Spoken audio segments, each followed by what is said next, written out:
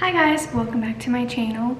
Long time, very long time no see. I'm just gonna jump right in because I know some of you might be watching this not because you're subscribed to me, but because maybe you are going through the same thing or you think you're going through the same thing. So I just want to jump right in and not ramble. Backstory to everything. We found out that we were pregnant on May 29th. And it was really exciting and everything was going pretty smooth. I had morning sickness literally from being 4 weeks pregnant. So I was like, all right, this is really happening. All right. So around 5 weeks, I think, I started bleeding. It wasn't like spotting, it was like bleeding. And so you guys don't know this, but Peter and I actually got pregnant when we went to Europe and we miscarried really early. Like, I started my period on the day it was supposed to come, but my HCG levels were elevated, so I was pregnant. But so when that happened, we both got really sad and like we just thought it was happening again. I was having another miscarriage. And that started at like 10 p.m. So I was just like, well, there's nothing I can really do. So I just went to sleep, woke up the next morning, and there was nothing. Like, I didn't have any spotting, any bleeding. There was nothing. So I was just like, I don't know what that was. Interesting. And then a couple days later, I started spotting. I called my doctor, my OB, and she said, you know what, just come in. We want to check. Because I am Rh negative. So for those of you who don't know what that means, you have blood type and a blood factor. Is that what the word? I don't know. So I'm A negative, and the negative part can be bad when you are pregnant, because if your baby is positive, like if our baby was A positive, and if my blood mixed with the baby's blood at any time, my body could create antibodies and attack the baby's red blood cells, which would give the baby anemia. So I had told my doctor that, and I told her I was spotting. She's like, just come in, we need to give you a RhoGAM shot that will just prevent anything bad from happening.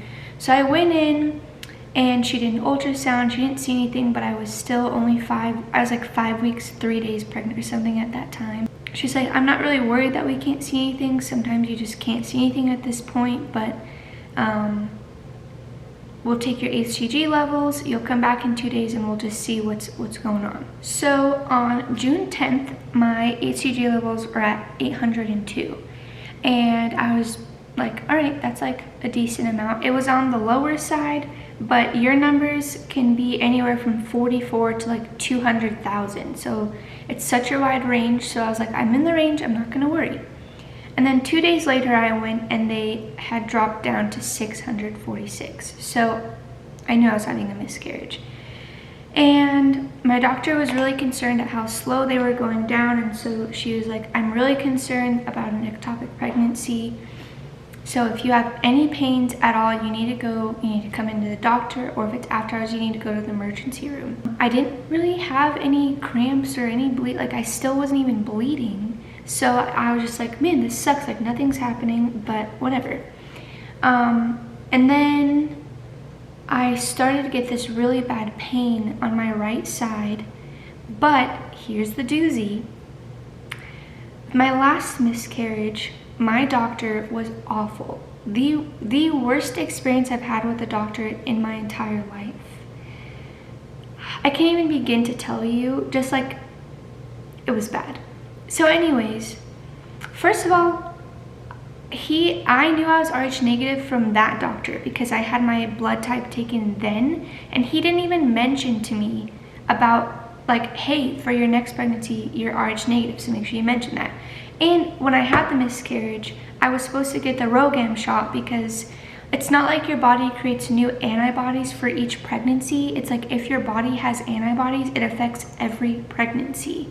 So God really protected us in that situation because I bled for 2.5 months during that miscarriage. And the fact that I didn't have any antibodies is like a miracle.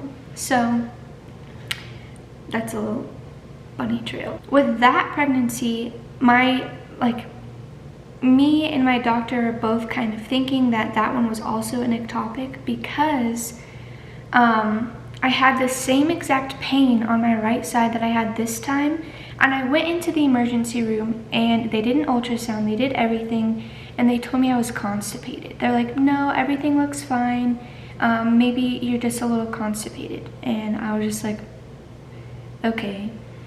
Except for me as a female, I can tell the difference between my uterus hurting and having to poop. So, whatever. So they told me it was just like normal miscarriage thing, so I just went home. So when I had that pain, I was like, well, this happened last time, so it's fine, it's normal. It subsided that night, but then it came back the next day, and it was so bad. I was packing because we were going to house sit for someone. I would get out of bed, the pain would be so intense, so bad, I would get nauseous and dizzy, and I would have to sit down. And I literally, it took me probably 45 minutes to pack a bag for a weekend.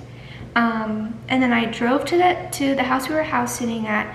I showered, and then I just sat in the shower with the hot water hitting my stomach for probably 30 minutes. And I called Peter, I was like, we need to go in, like, this isn't normal. I can't function. I can't function through the pain. And I have a high pain tolerance, so like I can like push through pain 9 out of 10 times, and that was the one time I couldn't. So we went in to the emergency room, and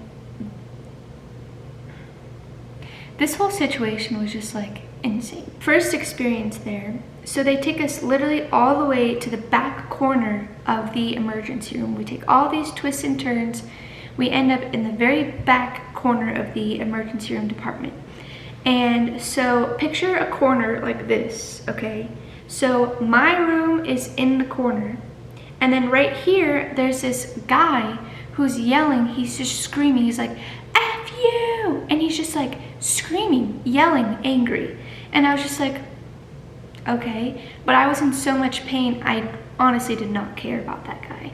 And then they took me back for an ultrasound, and I kind of suspected something was wrong in the ultrasound because she said this only take about 5 minutes. We're just gonna look around, and you know, we'll be in and out. And she did the right side first, which is where the ectopic pregnancy was, and she was there probably for about 5-10 minutes. And then she went to the left side and took like 3 pictures, and we were done. She mentioned something about having cysts. She asked me if I had, if my OB had mentioned anything about cysts. And I said, no, she didn't this time, but I have a history of them. Like, it's not anything new to me. She's like, okay. So then in my mind, I thought maybe there's just like a bunch of cysts over there, and that's what's causing the pain. We went back to our room, and now there's another crazy guy. So now I'm in the corner, and in the rooms, both of the rooms next to me, there's crazy men. Like, there was security guards standing outside of their doors, like doctors standing around, and we had to ask to be moved. Like, Peter went out, and he's like, excuse me, you need to move my wife. And they were like, okay, well, we'll try to find your room. And I was just like, the fact that we had to ask to be moved from that, I was just like, what? Anyway, so they moved us, and oh, before they moved us, oh my gosh. So I have really, really itty bitty baby veins. Doctors normally have to do a butterfly needle when they draw my blood, or else like the needle is too big and like no blood comes out. So IVs are just not a good time for me. So the nurse comes in, puts the IV in, and it hurts so bad when he puts the needle in my arm. And I was just like, all right, maybe the pain will go away. And then he like starts like taping it up, and I was like, sorry, is that where the IV is gonna be at? Like, is that where it's gonna stay? And he's like, yeah. And I was just like, can we move it to my other arm, because that hurts like really bad. And he was just like, you want me to like start over? And I was just like, yes. I was just like, listen, people, I am in excruciating pain. I don't want to put up with your attitude. I asked you to move it, so just move it. So he took it out, And literally the second he took it out, this is what my arm looked like. So warning, disclaimer, if you don't like medical things, this isn't that bad. It's literally just a picture of my bruised arm, but I just want to be sensitive to people who like can't handle that. This is what my arm looked like right after surgery. He blew my vein, and I could tell like right when he pulled it out, it hurt so bad. And then when they took me back to the other room, I have never asked for pain meds in my life. When we go to the doctors, to the emergency room, like I don't ask for pain meds because I can handle it. But this time I kept asking. I was like, I need relief. I cannot handle this pain. And I had to ask them like 5 times, and they're like, oh yeah, sorry, let me get a hold of the doctor. So then finally they just switched nurses completely. The new nurse goes to this arm, and he tries in this vein over here, he can't get anything.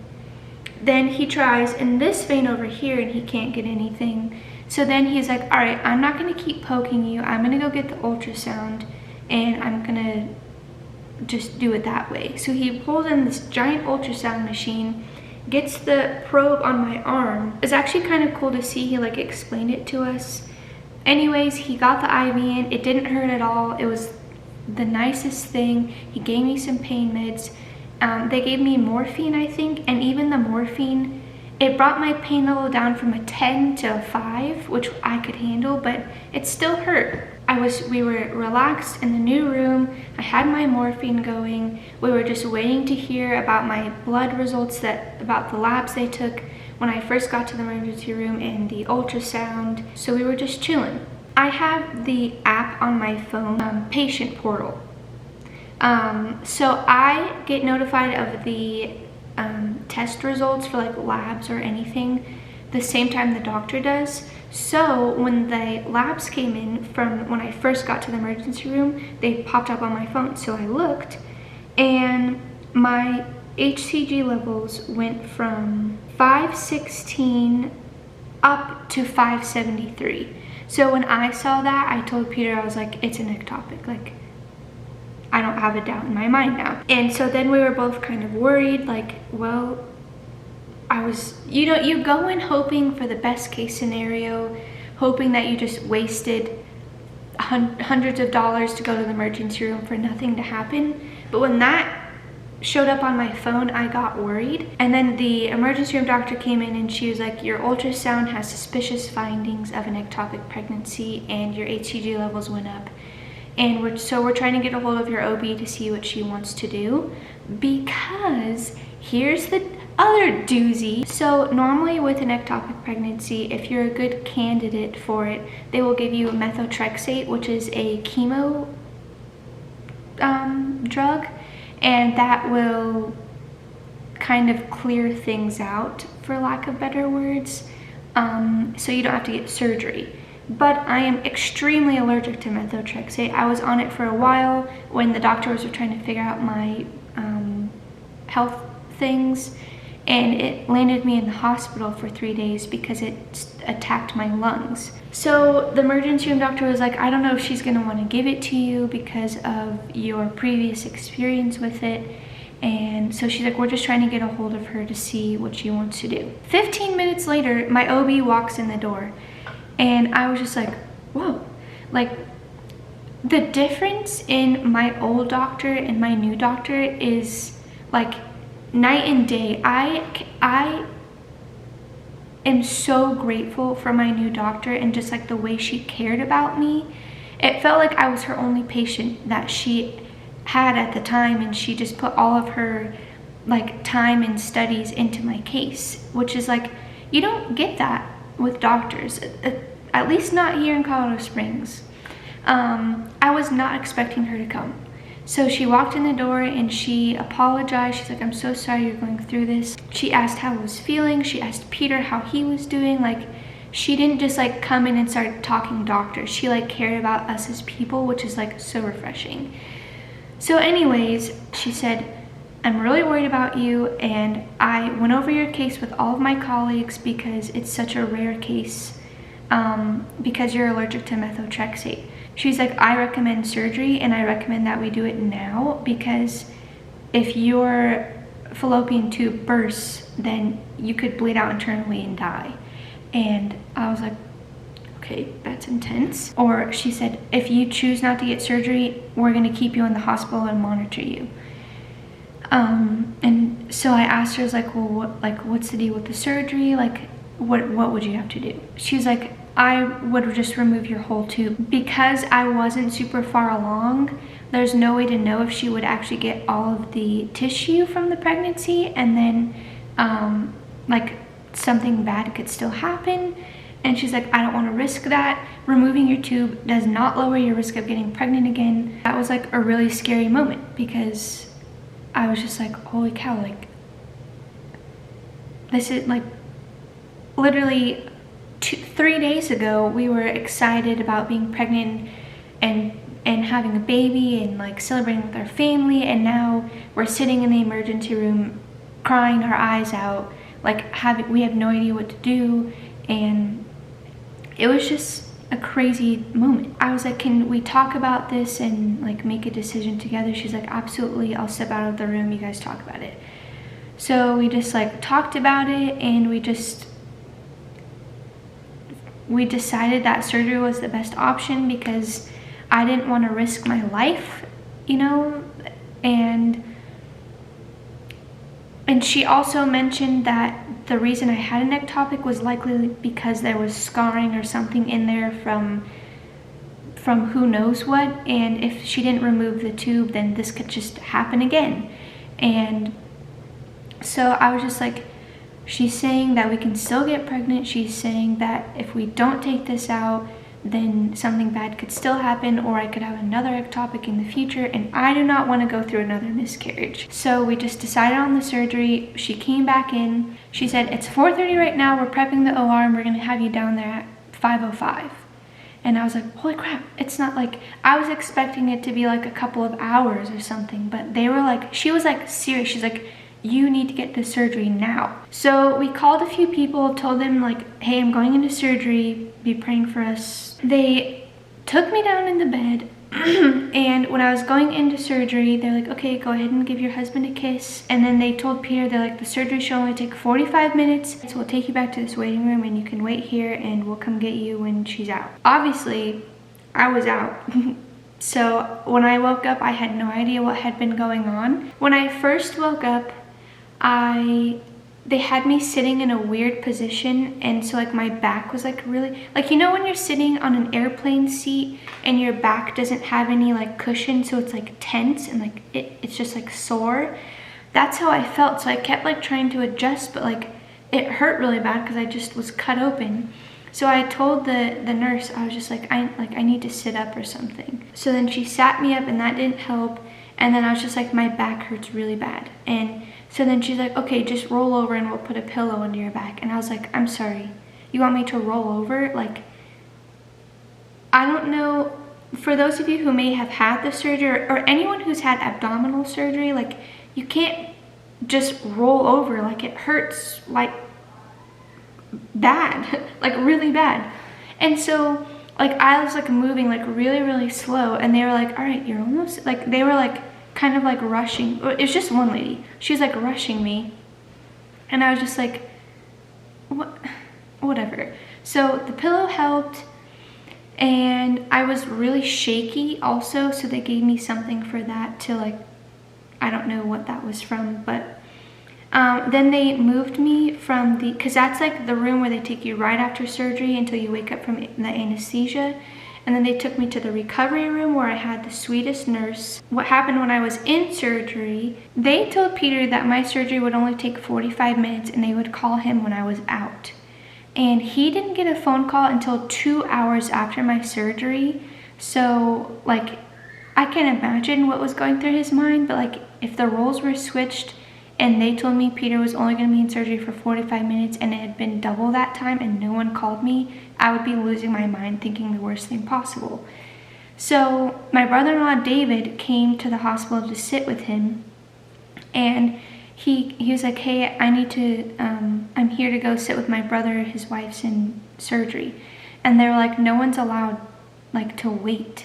And he was like, my brother is down there right now. And like, he can't be there. He needs to get out. So they told Peter that he needed to leave. So Peter went out, and also he had my bag of clothes and shoes and all of my personal belongings, okay? So he went out, went with David, and then when he came back, he called, and he's like, I'm here to see my wife. They said that she's out of surgery, and they're like, sorry, you can't come down here. We'll bring her out to you when she's ready. And he's like, what do you mean bring her out? Like, I have her clothes. Are you gonna send her out here naked? And they were like, we'll find a way to get her clothes. And throughout this whole time, I still am kind of out of it from the anesthesia and from the pain meds they had me on. So my nurse, she comes in and she's like, I'm so sorry. Like, I think I really upset your husband, but like, I can't really do anything because some people are following the rules and some people aren't. So then it makes other people look bad. She's like, the nurses from before were not supposed to let him stay in the waiting room, and I'm not supposed to let him back here. But now he's upset because he was in the waiting room and he's not allowed back. And she's like, but I don't know what to do. I'm trying to contact my boss to see if he can come down here. Like, I'm trying really hard. And throughout the whole thing, she helped me use the bathroom. She fed me snacks. She gave me water. Like, she was taking care, as a nurse does, you know? And so she went out, she called her boss, and she came back in my room, and she's like, all right, my boss said I can bring your husband back, so I'm gonna go get him. And so Peter comes back, and it was the most relief. I don't even know, it was just oh man. We're there for, I'd say, an hour after that point, just because I had to pee before they would let me leave, and they gave me an option to take 1 dose of pain medicine at the hospital. So I took that just to make sure that I could move around and get to the car. So we were there for an hour after Peter got into the room, and we drove to the house we were house sitting at, and my parents met us there to bring Peter dinner because he hadn't eaten anything. And I think that was 11:30 or midnight, and I was able to walk around pretty easily, but I definitely would slouch a lot because standing up straight, it felt like it was stretching everything, and it did not feel very good. That was my surgery, hospital, beginning, the whole ectopic pregnancy experience. And besides that, the recovery was really rough at the first week. They gave me enough medicine to last 2 days after surgery, and that was definitely not enough time. So I didn't say anything at first. I just started taking Tylenol, and I would take Tylenol and ibuprofen just as often as I could, and that just was not doing it for me. So I called them, and they're like, you shouldn't be in this much pain still after surgery, so just come in. And they did an ultrasound, and they just said I had a lot of abdominal bruising. So they gave me Toradol, which is a stronger version of ibuprofen, I think. And that definitely helped, and I only had to take that for maybe 2 days after, and I was fine. I stopped taking any ibuprofen or any pain meds at all at, I think, 8 days post-op. I would say the hardest part, and the thing that I really never found relief for, my lower back and my butt were so sore after maybe 3 or 4 days, because you can only lay on your back. You can't lay on your side, you can't really sit up for too long. So just the constant pressure of laying down on my lower back, I hated sleeping. I hated sleeping because I couldn't sleep. I would fall asleep for 45 minutes and my back would start cramping or something. So that was rough. Have a lot of pillows with you. And the other thing that I really struggled with was constipation. Sorry if that's TMI, but I'm just trying to be honest with you guys. They told me to take stool softeners, but you had to wait 24 hours after surgery or something like that. And I did, but it wasn't the problem of the stool being soft enough. It just you cannot fit, you can't push. So it was just bad. And I think I went 4 days without using the restroom, and on the 4th morning, I was like moaning in pain because it hurt. I've never been constipated before, so that was a new experience, not a good one. Just try to keep up on your stool softeners and even your laxatives if you need to, but do not get to the point where it hurts really bad, because yikes. Definitely, they'll tell you all of this stuff like after surgery, but they made a big deal to take deep breaths because it's really common with abdominal surgery to develop pneumonia because you just take such short breaths, like shallow breaths, so you're not like using your whole lung capacity. So they said like you need to take deep breaths, and it hurts really bad. But honestly, I feel like that helped in the end because I did exercise those muscles a little bit instead of just letting them like sit there and like always be slouched. And they also tell you to walk around to prevent blood clots. So they say that you'll be able to like be like almost fully recovered at 2 weeks and fully recovered at 6 weeks. And at the 2-week point, I still felt, actually, yeah, it's almost been a month, holy cow.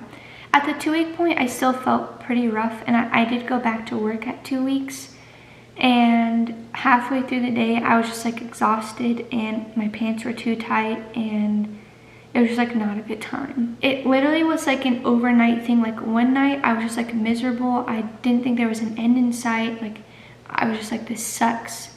And then the next day, I woke up and I was just like, hey, I feel like 80 times better today. You know, you'll recover. Everyone's body recovers and heals at their own pace.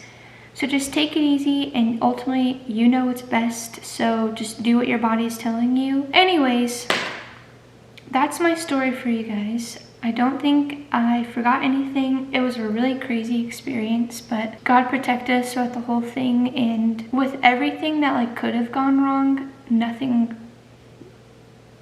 went wrong. If you have any questions about like recovery or like the process or anything like that, feel free to comment them down below, or you can DM me on Instagram. I have my Instagram link down below as well.